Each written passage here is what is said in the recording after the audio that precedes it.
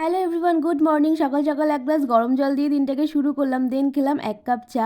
আর আজকে যেহেতু শ্যাম্পু করবো সেই জন্য মাথায় হেয়ার অয়েলটাও অ্যাপ্লাই করে নিলাম। আর আমি শ্যাম্পু করার 2-3 ঘন্টা আগেই মোটামুটি মাথায় হেয়ার অয়েল অ্যাপ্লাই করি। আর সকালের ব্রেকফাস্টে মা দিয়েছিল ভাত, ঘি আর আলু সিদ্ধ। আজকে যেহেতু অদ্বৈত সপ্তমী, আজকে এক পিসির বাড়ি নিমন্ত্রণ আছে মহোৎসবের। আর সেখানে পৌঁছে দেখি ভগবানের অভিষেক শুরু হয়ে গেছে। আর ভগবানের অভিষেক দর্শন করতে তো আমার খুব ভালো লাগে, তোমরাও দর্শন করো।